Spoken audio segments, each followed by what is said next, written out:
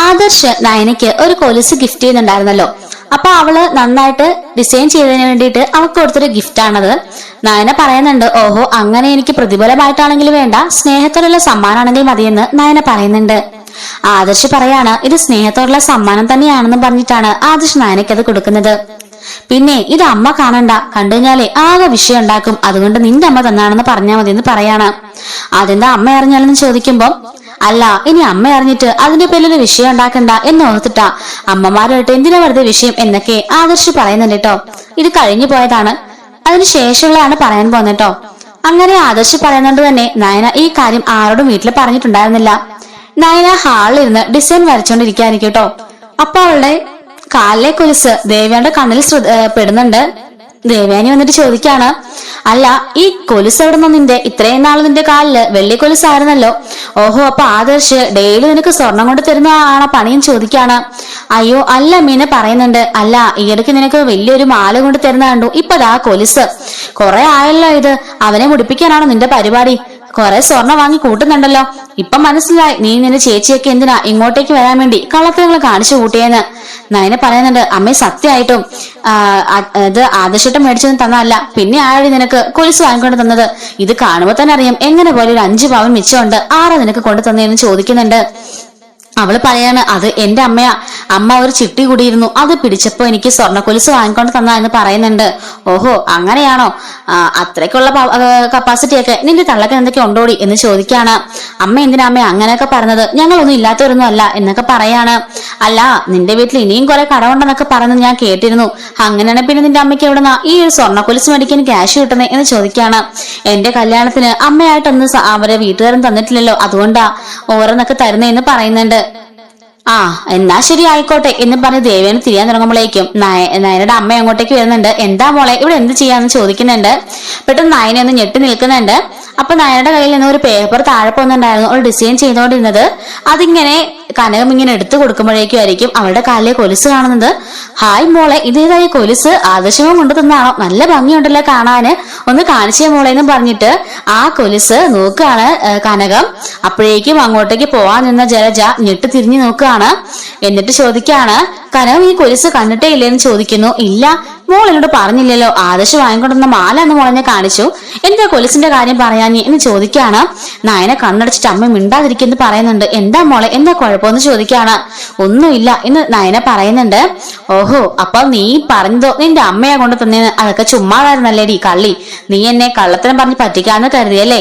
നീ പറഞ്ഞു നിന്റെ അമ്മ ചിട്ടി പിടിച്ചുകൊണ്ട് തന്നാണെന്ന്, ഇപ്പൊ എല്ലാ കള്ളങ്ങളും പൊടിഞ്ഞില്ലേ? അതാ പറഞ്ഞത്, കള്ളത്തിലൊന്നും ഈ അമ്മമാരോടൊന്നും പറയാൻ പാടില്ലെന്ന് മനസ്സിലായോ എന്ന് ചോദിക്കാണ്.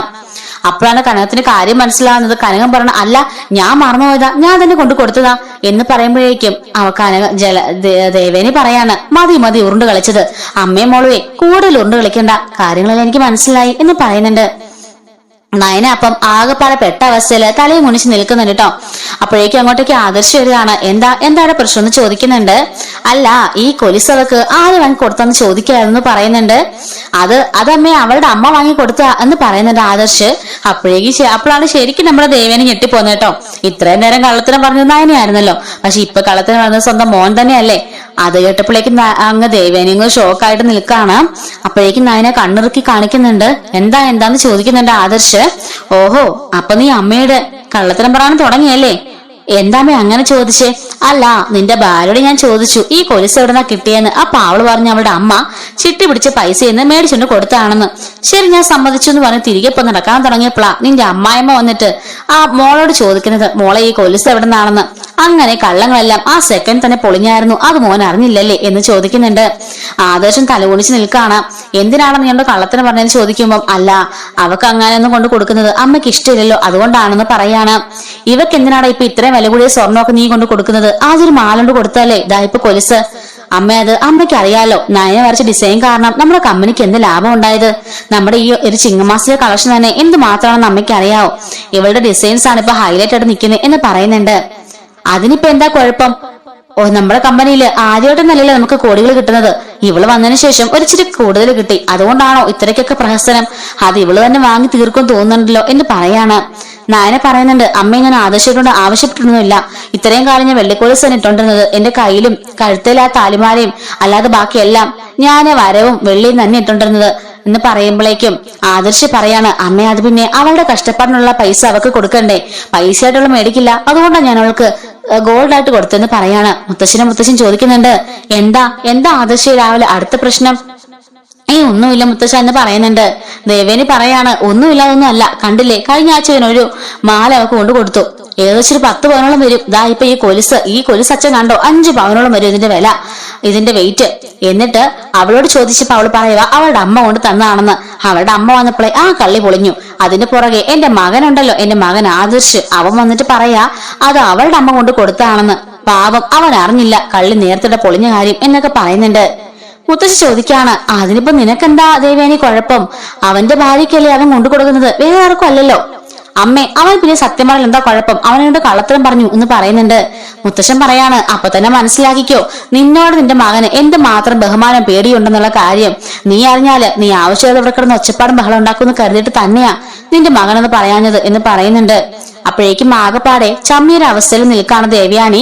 എന്നിട്ട് പറയുന്നുണ്ട്, അവന്റെ ഭാര്യയ്ക്ക് അവൻ എന്ത് വാങ്ങിക്കൊണ്ട് കൊടുക്കട്ടെ, നയനമോൾക്ക് അതിന് അർഹതയില്ലാത്തോളമല്ല, നയന ഇഷ്ടംപോലെ സമ്പാദിക്കുന്നുണ്ട്. അവളുടെ ഒരു ഡിസൈനിന് മാർക്കറ്റിൽ ഇപ്പോഴേ നല്ല വാല്യുവ. പുറത്തേക്കെങ്ങനെ അവൾക്ക് ജോലിക്ക് പോയാൽ മാസം 2 ലക്ഷം രൂപ സാലറി അവൾക്ക് ഉണ്ടാക്കാം. അതുകൊണ്ട് അവൾക്ക് സുഖമായിട്ട് ഇതൊക്കെ വാങ്ങിക്കാവുന്നതേ ഉള്ളൂ. നമ്മുടെ കമ്പനിയിൽ കിട്ടിയൊരു അസറ്റാണ് നയന, അത് നീ ആദ്യം മനസ്സിലാക്ക്. ഇന്റർനാഷണൽ കമ്പനിക്ക് വരെ നയനമോളുടെ ഡിസൈൻ ഇഷ്ടപ്പെട്ടിരിക്കുന്നത്, അത് നിനക്ക് മനസ്സിലായോ എന്ന് ചോദിക്കുന്നുണ്ട്. ട്രഡീഷണൽ ആയിട്ട് മാത്രമല്ല മോഡേൺ ആയിട്ടും മോള് ചെയ്യുന്നുണ്ട്, അതൊക്കെ നീ കണ്ടതല്ലേ എന്ന് ചോദിക്കാണ്. പിന്നെ വെറുതെ പോയിട്ട് നയനമോളെ വഴക്കുണ്ടാക്കേണ്ട വല്ല കാര്യം നിനക്കുണ്ടോ എന്ന് ചോദിക്കുന്നുണ്ട്. എന്നിട്ട് മുത്തശ്ശി പോയിട്ട് നയനോട് പറയുന്നുണ്ട്, നയന ഞാൻ ഇനി നിന്നോടൊരു കാര്യം പറഞ്ഞേക്കാം. ഇത് നിന്റെ അമ്മായിമ്മയാണ്, ഭർത്താവിന്റെ അമ്മയാണ്, അതൊക്കെ ശരിയാ. പക്ഷെ ആവശ്യമില്ല കാര്യത്തിന് വഴക്കുണ്ടാക്കാൻ വന്നാലേ തിരിച്ച് നല്ലതാണ് പറഞ്ഞോണം. അല്ലാതെ നന്മമരം കളിച്ച് വായു പൂട്ടി ഇരുന്നാലുണ്ടല്ലോ ഇമ്മാതിരിയുള്ള അമ്മായിമാരൊക്കെ നിന്റെ തല കയറി ഇറങ്ങത്തേ ഉള്ളൂ എന്നൊക്കെ പറഞ്ഞ് നല്ലൊരു മാസ് ഡയലോഗ് പറയണം മുത്തശ്ശി.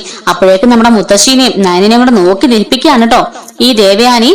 അപ്പോഴേക്കും നയന അങ്ങ് ആ മുത്തശ്ശി എന്ന ധൈര്യത്തിൽ പറയാണ്, അമ്മേ ഇതെന്റെ ഭർത്താവ് കഷ്ടപ്പെട്ട് അധ്വാനിച്ച് എനിക്ക് വാങ്ങിക്കൊണ്ട് തന്നതാ, അതുകൊണ്ട് ഇതിടാനുള്ള അവകാശം എനിക്കുണ്ട്. അതിന്റെ പേരിൽ അമ്മ വഴക്കുണ്ടാക്കിയിട്ട് യാതൊരു കാര്യമില്ല എന്ന് പറഞ്ഞിട്ട് നയന അകത്തേക്ക് ദേഷ്യപ്പെട്ട് കയറി പോകുന്നുണ്ട്. നയനയുടെ വർത്തമാനം കേട്ട് ആകപ്പാടെ എന്ത് ചെയ്യണമെന്നറിയാതെ നിൽക്കുകയാണ് ദേവയാനി. അമ്മയുടെ ഈ കാര്യങ്ങളും നയനയുടെ സംസാരം എല്ലാം കൂടി ആയപ്പോ എന്ത് ചെയ്യണമെന്നറിയാതെ പതിയെ ആദർശം അവിടുന്ന് എസ്കേപ്പ് ആയി പോകുന്നുണ്ട്. മുത്തശ്ശൻ പറയാണ്, നയനമോട് നീ അങ്ങനെ പറഞ്ഞത് നന്നായി, അതുകൊണ്ടല്ലേ നയനമോൾ അത്രയെങ്കിലും തിരിച്ചു പറഞ്ഞത്. അതെന്തായാലും ദേവയാനിക്ക് ആവശ്യമുള്ളതായിരുന്നു. ഒരാവശ്യമില്ലാതെ വെറുതെ അവരുടെ കാര്യത്തിൽ കയറി ഇടപെടുക, പിന്നെ എന്താ ചെയ്യണ്ടേ എന്ന് പറയുന്നുണ്ട് മുത്തശ്ശി. മുത്തശ്ശൻ പറയാണ്, അതല്ലേലും പറഞ്ഞിട്ടൊന്നും കാര്യമില്ല. ഈ കാലഘട്ടത്തിലെ കുറെ അമ്മായിമ്മമാരുണ്ടല്ലോ, അവളുമാര് ഇപ്പോഴും തല നേരെ വന്നിട്ടില്ല. പണ്ട് 90s 80s അമ്മായിമാരെ പോലെയൊക്കെയാ പെരുമാറുന്നത്, മരുമക്കളുടെ വാശിയും വൈരാഗ്യവും ഒക്കെ. ഈ ദേവയാനിക്ക് ഇനിയെങ്കിലും ആ മോളുടെ മഹത്വം മനസ്സിലാക്കിക്കൂടെ എന്നൊക്കെ മുത്തശ്ശിയും പരസ്പരം സംസാരിച്ചുകൊണ്ടിരിക്കുകയാണ്.